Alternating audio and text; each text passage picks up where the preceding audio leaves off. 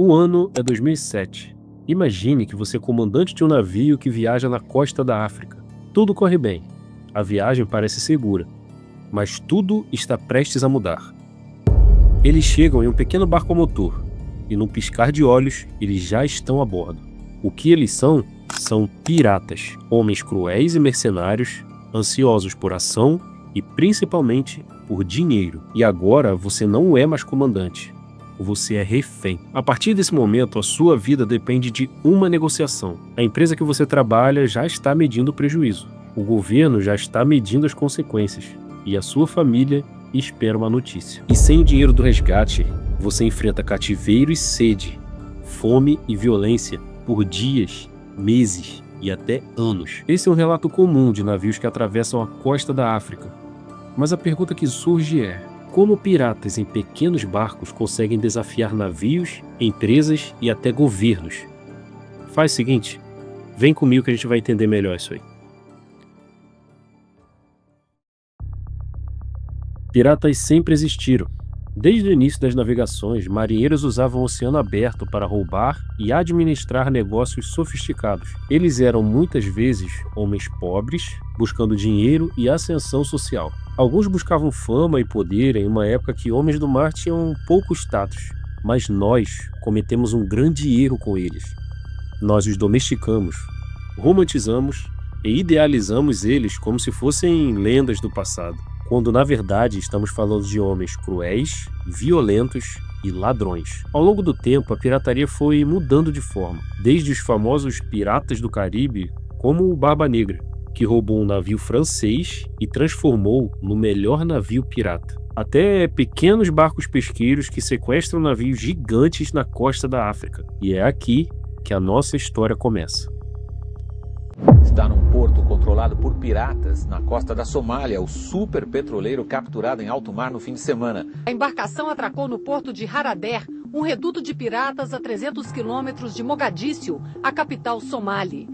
Na África Oriental, mais especificamente na Somália, os piratas ameaçam um pilar da economia mundial, os transportes marítimos. Mas antes, vamos entender como chegou a esse ponto. O governo da Somália colapsou no início dos anos 90. O país se dividiu. Simplesmente não havia governo capaz de regular os mais de 3.000 quilômetros de costa somali, a mais longa da África. Esse vácuo de poder fez com que barcos de pesca do Irã e do Iêmen invadissem as águas somalis para pescar ilegalmente. Esses pescadores estrangeiros usavam redes que destruíam o fundo do mar, esgotavam o estoque de peixes e prejudicavam muito o ecossistema local. Os pescadores da Somália não tinham nem como competir. Na mesma época, empresas europeias pagavam facções somalis para despejar resíduos tóxicos, alguns deles radioativos, na costa da Somália. Mas o resto do mundo não estava nem aí para isso. Não era uma notícia grande o suficiente para que alguém realmente se importasse. Só que em 2004, aconteceu isso aqui.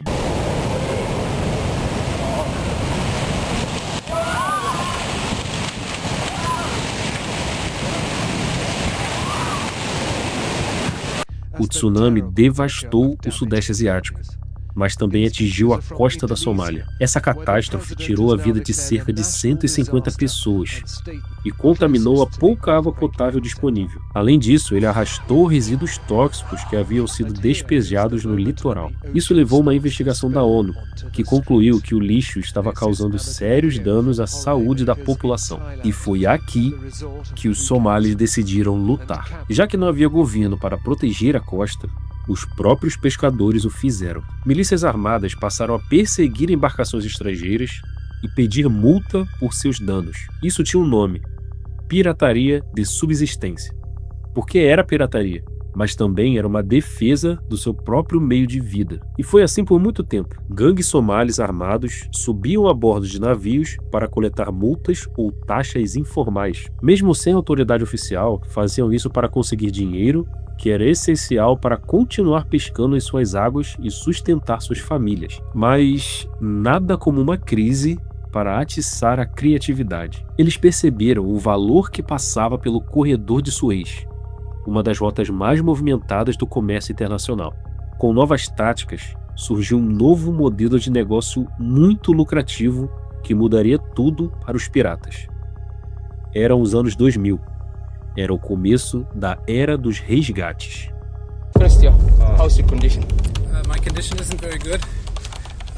I'm not very healthy. I haven't eaten in 2 days, and I only get bread and water occasionally. If there's no answer to payment of the ransom within 3 days, then the kidnappers here will sell me to Al-Shabaab. My life is terrible. I get a little bit of bread every day and a little bit of water, but actually I haven't had anything to eat in 2 days.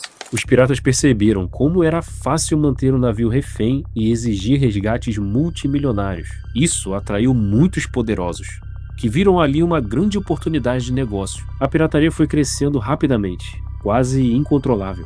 Os piratas tinham advogados, cozinheiros e até banco com máquinas para detectar notas falsas, só para garantir que o dinheiro do resgate é verdadeiro. Uma matéria da Reuters descobriu que a economia estava tão aquecida que foi criada uma espécie de casa de apostas, onde qualquer morador podia apostar em pirataria. Havia dezenas desses negócios e as pessoas podiam apostar naquele que acreditavam ter mais chances de sucesso ao sequestrar um navio internacional. E muita gente ganhou dinheiro com isso. Os líderes dos piratas eram homens de negócios, e esses negócios apoiavam comunidades, financiavam escolas e hospitais para conquistar o apoio local. Então aquilo que era apenas uma guarda costeira improvisada se tornou um modelo de crime altamente lucrativo. Mas mesmo assim, alguns ainda tentavam justificar moralmente seus crimes, dizendo que tudo aquilo era uma retaliação pela exploração das águas por estrangeiros. Só que esse argumento falhou quando os piratas sequestraram navios da ONU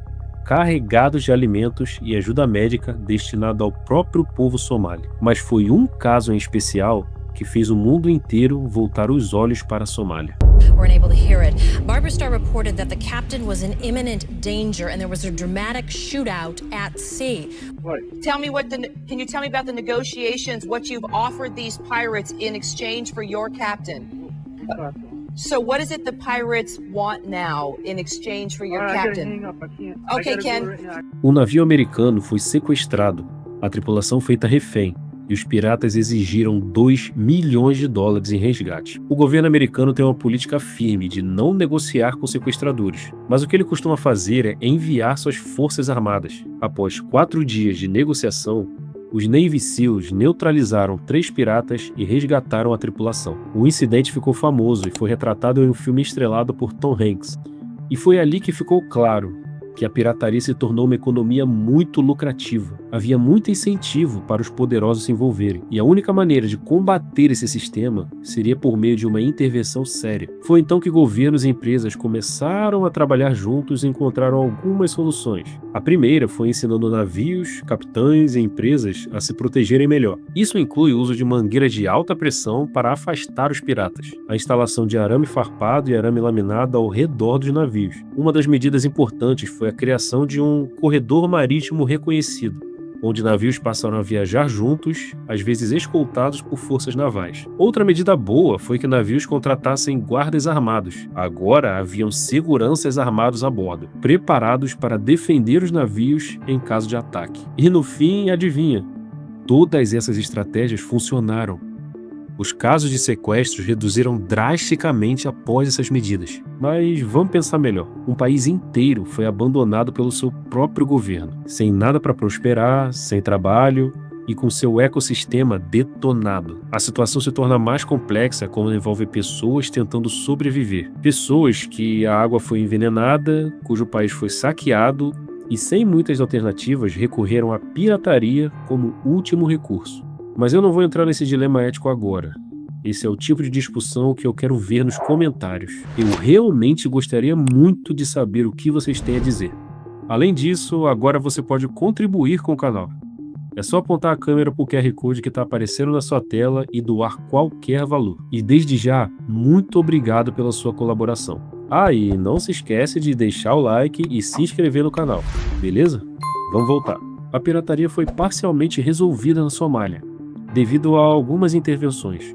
Mas enquanto a pirataria somali declinava, um novo modelo de pirataria surgia, dessa vez do outro lado do continente, por razões diferentes e muito complexas. A Nigéria tem a economia mais forte da África, mas também é o Eldorado do petróleo africano. Todas as gigantes do petróleo estão lá, na região do Delta do Níger, uma região superpovoada, onde a maior parte da população vive com menos de $1 por dia, e a expectativa de vida é 47 anos. O principal motivo da pirataria na Nigéria é que as empresas se estabeleceram no país com a promessa de gerar mais emprego e investir na estrutura do país.